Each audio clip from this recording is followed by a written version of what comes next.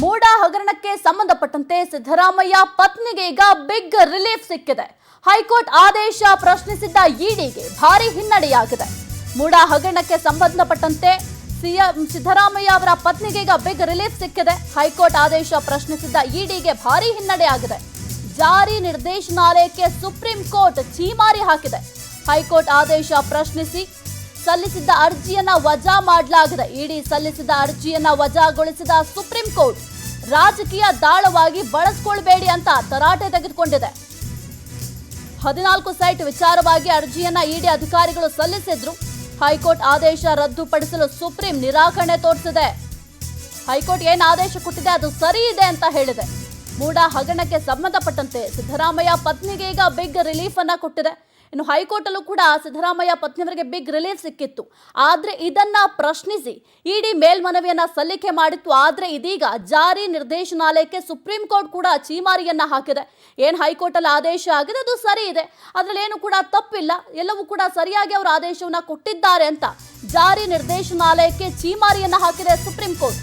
ಇಡಿಯನ್ನ ರಾಜಕೀಯವಾಗಿ ದುರ್ಬಳಕೆ ಮಾಡ್ತಿರೋದು ಯಾಕೆ ಅಂತ ಪ್ರಶ್ನೆಯನ್ನ ಮಾಡಿದೆ. ಚುನಾವಣೆ ವೇಳೆ ಮತದಾರರ ಮುಂದೆ ಸಮರ ನಡೀಲಿ. ಮೂಡ ಕೇಸ್ ಇಡಿ ಮೇಲ್ಮನವಿ ಸಲ್ಲಿಕೆಗೆ ಸಿಜೆಐ ಕಠೋರವಾಗಿ ಪ್ರಶ್ನೆಯನ್ನ ಮಾಡಿದ್ದಾರೆ. ಈ ವಿಚಾರದಲ್ಲಿ ನಾವು ಬಾಯಿ ತೆರೆಯಲು ಅವಕಾಶ ಕೊಡಬೇಡಿ, ಇಡಿ ಬಗ್ಗೆ ಕೆಲವೊಂದು ಕಠೋರ ವಿಚಾರ ಹೇಳಬೇಕಾಗತ್ತೆ ಅಂತ ಹೇಳಿದ್ದಾರೆ. ದುರಾದೃಷ್ಟ ಅಂದ್ರೆ ಮಹಾರಾಷ್ಟ್ರದಲ್ಲಿ ನಾನು ಒಂದಿಷ್ಟು ಅನುಭವಿಸಿದ್ದೇನೆ. ದೇಶದೆಲ್ಲೆಡೆ ಅಂತಹ ಬೆಳವಣಿಗೆ ಶಾಶ್ವತವಾಗಿ ನಡೀಬೇಕು ಅಂತ ಹೇಳ್ತೀರಾ? ಸಾಕಷ್ಟು ಕಠೋರವಾಗಿ ಪ್ರಶ್ನೆಯನ್ನ ಮಾಡಿದ್ದಾರೆ.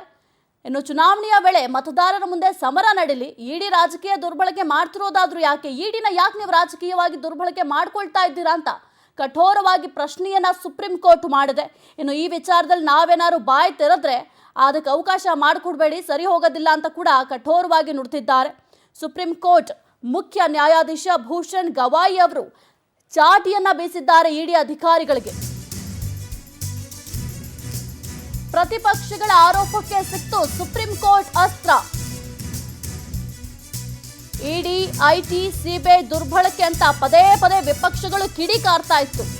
ಮೋದಿ ಸರ್ಕಾರದ ವಿರುದ್ಧ ಆಕ್ರೋಶವನ್ನ ವ್ಯಕ್ತಪಡಿಸುವ ವಿಪಕ್ಷಗಳು ಚೀಫ್ ಜಸ್ಟಿಸ್ ಅದನ್ನೇ ಉಲ್ಲೇಖ ಮಾಡಿದ್ದು ವಿಪಕ್ಷಗಳಿಗೀಗ ಅಸ್ತ್ರ ಸಿಕ್ಕಂತಾಗಿದೆ. ಈ ಬಗ್ಗೆ ಸಂಸತ್ನಲ್ಲೂ ವಿಪಕ್ಷಗಳು ಪ್ರಸ್ತಾಪಿಸುವ ಸಾಧ್ಯತೆ ಕೂಡ ಇದೆ. ಇನ್ನು ಪ್ರತಿಪಕ್ಷಗಳು ಆರೋಪವನ್ನ ಮಾಡ್ತಾ ಇತ್ತು, ಪ್ರತಿ ಬಾರಿಯೂ ಕೂಡ ಆರೋಪ ಮಾಡ್ತಾ ಇತ್ತು. ಯಾವುದೇ ಒಂದು ಕೇಸ್ ಅಂತ ಬಂದ್ರೂ ಕೂಡ ಇಡಿನ ನೀವು ದುರ್ಬಳಕೆ ಮಾಡ್ಕೊಳ್ತಾ ಇದ್ದೀರಾ, ಐಟಿ ದುರ್ಬಳಕೆ ಮಾಡ್ಕೊಳ್ತಾ ಇದ್ದೀರಾ, ಸಿಬಿಐ ಅನ್ನ ದುರ್ಬಳಕೆ ಮಾಡ್ಕೊಳ್ತಾ ಇದ್ದೀರಾ ಅಂತ ಪದೇ ಪದೇ ವಿಪಕ್ಷಗಳು ಆರೋಪವನ್ನ ಮಾಡ್ತಾ ಇತ್ತು. ಆದ್ರೆ ಈಗ ಹೇಳಿರುವಂತಹ ಸುಪ್ರೀಂ ಕೋರ್ಟ್ ಹೇಳಿಕೆ ಏನಿದೆ ಇದು ಈಗ ವಿಪಕ್ಷಗಳಿಗೆ ಚಾಟಿ ಕೊಟ್ಟಂತಾಗಿದೆ. ಯಾಕಂತಂದ್ರೆ ಪ್ರತಿ ಬಾರಿಯೂ ಕೂಡ ಆರೋಪ ಕೇಳಿ ಬರ್ತಾ ಇತ್ತು. ಅದರ ಬೆನ್ನಲ್ಲೇ ಈ ಹೇಳಿಕೆ ಇದೀಗ ಏನವರು ಚಾಟಿ ಬೀಸ್ತಾ ಇದ್ರು ಪ್ರತಿ ಬಾರಿಯೂ ಕೂಡ ಅದಕ್ಕೆ ಪುಷ್ಟಿ ಕೊಟ್ಟಂತಾಗಿದೆ ಸುಪ್ರೀಂ ಕೋರ್ಟ್ ಹೇಳಿಕೆ. ಈ ಕುರಿತು ಹೆಚ್ಚಿನ ಮಾಹಿತಿ ನೀಡ್ತಾರೆ ನಮ್ಮ ಪ್ರತಿನಿಧಿ ಸಂತೋಷ್. ಸುಪ್ರೀಂ ಕೋರ್ಟ್ನಲ್ಲಿ ಇವತ್ತು ಏನೆಲ್ಲ ಆಯ್ತು, ಹೈಲೈಟ್ಸ್ ಏನು ಸುಪ್ರೀಂ ಕೋರ್ಟ್ದು?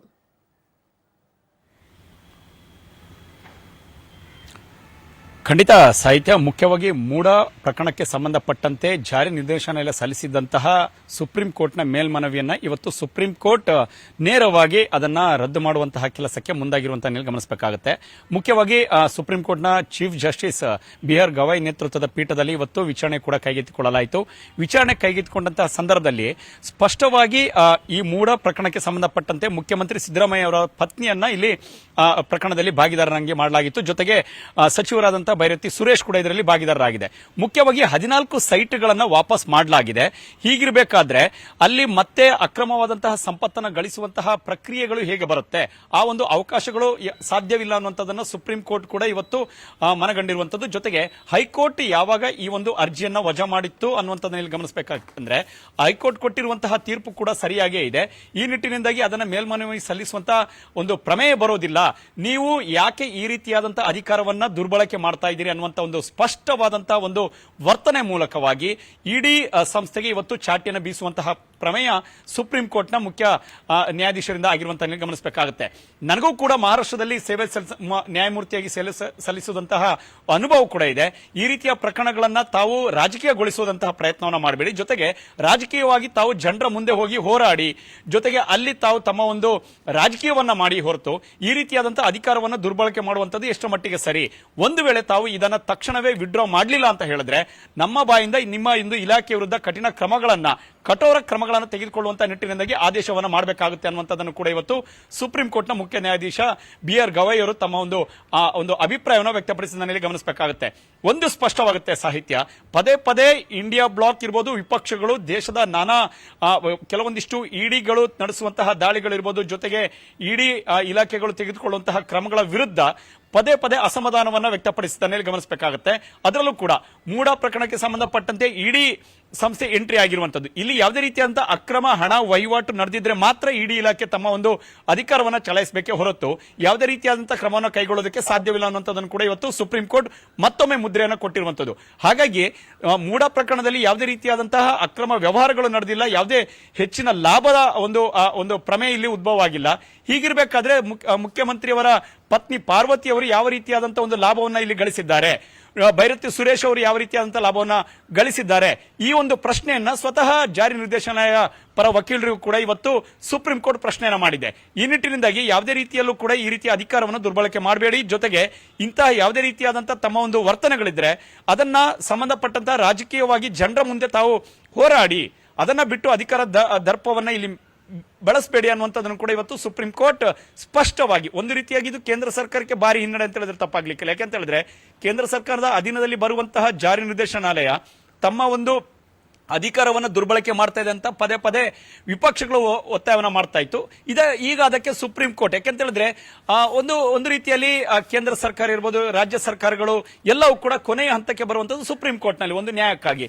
ಈಗ ಸುಪ್ರೀಂ ಕೋರ್ಟೇ ಜಾರಿ ನಿರ್ದೇಶನ ವಿರುದ್ಧ ಅನುಮಾನಗಳನ್ನು ವ್ಯಕ್ತಪಡಿಸುವಂತದ್ದು, ಜೊತೆಗೆ ಅಸಮಾಧಾನವನ್ನು ವ್ಯಕ್ತಪಡಿಸುವಂತಹ ಸನ್ನಿವೇಶ ಉಂಟಾಗಿದೆ ಅಂತ ಹೇಳಿದ್ರೆ ಸ್ಪಷ್ಟವಾಗಿ ಇದೀಗ ಮತ್ತೊಮ್ಮೆ ವಿಪಕ್ಷಗಳಿಗೆ ಮತ್ತೊಂದು ಅಸ್ತ್ರ ಸಿಕ್ಕಂತಾಗಿದೆ, ಜೊತೆಗೆ ಮತ್ತಷ್ಟು ಬೆಂಬಲವನ್ನು ಸುಪ್ರೀಂ ಕೋರ್ಟ್ ಕೊಟ್ಟಿದೆ ಅಂತ ಹೇಳಿದ್ರೆ ಇಲ್ಲಿ ತಪ್ಪಾಗ್ಲಿಕ್ಕಿಲ್ಲ. ಸಂತೋಷ್, ಇದು ಸಿಎಂ ಸಿದ್ದರಾಮಯ್ಯ ಅವರಿಗೆ ಯಾವ ರೀತಿ ಪ್ಲಸ್ ಆಗುತ್ತೆ ಅಂತ, ಯಾಕಂದ್ರೆ ಸುಪ್ರೀಂ ಕೋರ್ಟ್ ಆದೇಶ ಕೂಡ ಹೈಕೋರ್ಟ್ ಏನು ಆದೇಶ ಕೊಟ್ಟಿತ್ತು ಅದು ಸರಿ ಇದೆ ಅಂತ ಹೇಳಿದೆ. ಹಾಗಾಗಿ ಸಿದ್ದರಾಮಯ್ಯ ಅವರಿಗೆ ಇದು ಯಾವ ರೀತಿ ಪ್ಲಸ್ ಆಗುತ್ತೆ? ಖಂಡಿತ ಸಾಹಿತ್ಯ, ಹೈಕೋರ್ಟ್ನ ನಾಗಪ್ರಸನ್ನ ಅವರ ಪೀಠ ಕೊಟ್ಟಂತಹ ತೀರ್ಪನ್ನ ಸ್ಪಷ್ಟವಾಗಿ ಇವತ್ತು ಸುಪ್ರೀಂ ಕೋರ್ಟ್ ಎತ್ತಿ ಹಿಡಿದಿರುವಂತದ್ದು. ಯಾಕಂತ ಹೇಳಿದ್ರೆ ಜಾರಿ ನಿರ್ದೇಶನಾಲಯ ಎಂಟ್ರಿ ಆಗಬೇಕು ಯಾವುದೇ ಒಂದು ಪ್ರಕರಣಕ್ಕೆ ಅಂತ ಹೇಳಿದ್ರು ಕೂಡ ಆ ಒಂದು ಪ್ರಕರಣದಲ್ಲಿ ಸಂಬಂಧಪಟ್ಟಂತೆ ಅಕ್ರಮ ಹಣ ವರ್ಗಾವಣೆಯ ಈ ಒಂದು ಜಾಲ ಪತ್ತೆ ಆಗಿರಬೇಕು, ಅಥವಾ ಯಾವುದೇ ರೀತಿಯಾದಂತಹ ದೊಡ್ಡ ಮಟ್ಟದ ಲಾಭ ಆ ಒಂದು ವ್ಯಕ್ತಿಗೆ ಅಥವಾ XYZ ಯಾವುದೇ ಒಬ್ಬ ಅನಾಮಧೇಯ ವ್ಯಕ್ತಿಯು ಕೂಡ ಆಗಿರಬೇಕಾಗುತ್ತೆ. ಒಂದು ವೇಳೆ ಆ ರೀತಿಯಾದಂತಹ ಘಟನೆಗಳು ಅಥವಾ ಪ್ರಕರಣಗಳು ನಡೆದಿಲ್ಲ ಅಂತ ಹೇಳಿದ್ರೆ ಜಾರಿ ನಿರ್ದೇಶನಾಲಯ ಎಂಟ್ರಿ ಆಗುವಂತಹ ಸಾಧ್ಯತೆಗಳು ತೀರಾ ಕಡಿಮೆ, ಆಗಲೂಬಾರದು ಅನ್ನೋಂಥದ್ದನ್ನು ಕೂಡ ಇರುವಂತಹ ಲಾನಲ್ಲಿ, ಕಾನೂನಿನಲ್ಲಿ ಇರುವಂತದ್ದು ಉಲ್ಲೇಖ. ಆದ್ರೆ ಇಲ್ಲಿ ಬೇರೆದೇ ರೀತಿಯಾದಂತಹ ಪ್ರಮೇಯ ಉದ್ಭವ ಆಗಿದೆ. ಜೊತೆಗೆ ಜಾರಿ ನಿರ್ದೇಶನ ಎಂಟ್ರಿ ಆಗುವಂತಹ ಒಂದು ಪ್ರಮೇಯ ಯಾಕೆ ಉದ್ಭವ ಆಯಿತು, ಇದನ್ನ ತಾವು ಬಲವಂತವಾಗಿ ತಾವು ಈ ಒಂದು ಪ್ರಕರಣದಲ್ಲಿ ಎಂಟ್ರಿ ಆಗಿದ್ದೀರಿ, ತಮ್ಮ ಒಂದು ಅಧಿಕಾರವನ್ನ ದುರ್ಬಳಕೆ ಮಾಡಿಕೊಂಡಿದ್ದೀರಿ ಅನ್ನುವಂಥದ್ದನ್ನು ಕೂಡ ಸುಪ್ರೀಂ ಕೋರ್ಟ್ ಹೇಳಿದೆ. ಆ ಕಾರಣದಿಂದಾಗಿ ಮುಖ್ಯಮಂತ್ರಿ ಸಿದ್ದರಾಮಯ್ಯನವರಿಗೂ ಕೂಡ ಇದು ಒಂದು ರೀತಿಯಾದಂತಹ ಒಂದು ದೊಡ್ಡ ಗೆಲುವು ಅಂತ ಹೇಳಿದ್ರೆ ತಪ್ಪಾಗ್ಲಿಕ್ಕಿಲ್ಲ. ಮತ್ತೊಂದು ಕಡೆಗೆ ತಮ್ಮ ಪತ್ನಿಯ ವಿರುದ್ಧ ಕೇಳಿ ಬಂದಂತ ಆರೋಪಕ್ಕೆ ಸುಪ್ರೀಂ ಕೋರ್ಟ್ ಇದೀಗ ಗ್ರೀನ್ ಸಿಗ್ನಲ್ ಅನ್ನು ಕೊಟ್ಟಿರುವಂತದ್ದು. ಯಾವುದೇ ರೀತಿಯಾದಂತಹ ಇಲ್ಲಿ ಅಕ್ರಮಗಳು ನಡೆದಿಲ್ಲ ಅನ್ನುವಂಥದ್ದು ಕೂಡ ಇಲ್ಲಿ ಸ್ಪಷ್ಟವಾದಂತೆ ಗೋಚರವಾಗುತ್ತೆ. ಜೊತೆಗೆ ಸುಪ್ರೀಂ ಕೋರ್ಟ್ ಕೊಟ್ಟಿರುವಂತಹ ಇವತ್ತಿನ ಈ ಒಂದು ತೀರ್ಪೇನಿದೆ ಇದು ಮತ್ತಷ್ಟು ಮುಖ್ಯಮಂತ್ರಿ ಸಿದ್ದರಾಮಯ್ಯನವರಿಗೂ ಕೂಡ ಬಲವನ್ನು ತಂದುಕೊಡುತ್ತೆ. ಅವರ ಮೇಲೆ ಬಂದಂತಹ ಈ ಆರೋಪಗಳೇನಿತ್ತು 14 ಸೈಟ್ ಅನ್ನ ಅವರು ಕೊನೆಗೂ ಕೂಡ ವಾಪಸಾತಿ ಮಾಡಿರೋದ್ರಿಂದ ಯಾವುದೇ ರೀತಿಯಾದಂತಹ ಇಲ್ಲಿ ಬೇರೆ ವ್ಯವಹಾರಗಳು ಇಲ್ಲಿ ನಡೆದಿದೆ. ಜೊತೆಗೆ ಇದರಿಂದ ಲಾಭದಾಯಕವಾದಂತಹ ಒಂದು ಮೊತ್ತವನ್ನ ಮುಖ್ಯಮಂತ್ರಿ ಪತ್ನಿಯವರು ಗಳಿಸಿದ್ದಾರೆ ಅನ್ನುವಂಥದ್ದಕ್ಕೆ ಯಾವುದೇ ದಾಖಲೆಗಳು ಇರೋದಿಲ್ಲ. ಹೀಗಾಗಿ ಸ್ಪಷ್ಟವಾಗಿ ಇದೀಗ ಜಾರಿ ನಿರ್ದೇಶನಕ್ಕೆ ದೊಡ್ಡ ಮಟ್ಟದ ಹಿನ್ನೆಲೆ. ಮತ್ತೊಂದು ಕಡೆ ಕೇಂದ್ರ ಸರ್ಕಾರವು ಕೂಡ ಪದೇ ಪದೇ ಕೇಂದ್ರ ಸರ್ಕಾರದ ವಿರುದ್ಧ ಆರೋಪಗಳು ಕೇಳಿ ಬರ್ತಾ ಇತ್ತು. ಯಾಕೆಂತ ಹೇಳಿದ್ರೆ ಪ್ರತಿ ಚುನಾವಣೆಗಳು ಬಂದಂತಹ ಸಂದರ್ಭದಲ್ಲಿರ್ಬೋದು ಅಥವಾ ಬೇರೆ ಬೇರೆ ರಾಜ್ಯಗಳಲ್ಲಿ ಜಾರಿ ನಿರ್ದೇಶನಾಲಯ ತೆಗೆದುಕೊಂಡಂತಹ ದಾಳಿಗಳಿರ್ಬೋದು, ಅದೆಲ್ಲವೂ ಕೂಡ ಒಂದಕ್ಕೊಂದು IT, ED ಜೊತೆಗೆ CBI ಈ ಮೂರೂ ಸಂಸ್ಥೆಗಳ ಮೇಲೂ ಕೂಡ ನಾನಾ ರೀತಿಯ ಆರೋಪಗಳನ್ನ ವಿಪಕ್ಷಗಳು ಮಾಡ್ತಾ ಇತ್ತು. ಇದೀಗ ಸುಪ್ರೀಂ ಕೋರ್ಟ್ ಜಾರಿ ನಿರ್ದೇಶನಾಲಯವನ್ನು ಸ್ಪಷ್ಟವಾಗಿ ಅದಕ್ಕೆ ಒಂದು ಅಸಮಾಧಾನವನ್ನು ವ್ಯಕ್ತಪಡಿಸುವ ಮುಖಾಂತರವಾಗಿ ಇದೀಗ ದೊಡ್ಡ ಮಟ್ಟದ ಹಿನ್ನಡೆಯನ್ನ ಜಾರಿ ನಿರ್ದೇಶನಾಲಯ ಅನುಭವಿಸಿದಂತಾಗುತ್ತೆ. ಜೊತೆಗೆ ಸಿದ್ದರಾಮಯ್ಯರಿಗೆ ಮತ್ತಷ್ಟು ಮೇಲ್ಗೈ ಸಿಕ್ಕಂತಾಗಿದೆ ಅಂತ ಹೇಳಿದ್ರೆ ತಪ್ಪಾಗ್ಲಿಕ್ಕಿಲ್ಲ. ಓಕೆ, ಥ್ಯಾಂಕ್ ಯು ಸಂತೋಷ್ ನಿಮ್ಮೆಲ್ಲ ಮಾಹಿತಿಗಾಗಿ.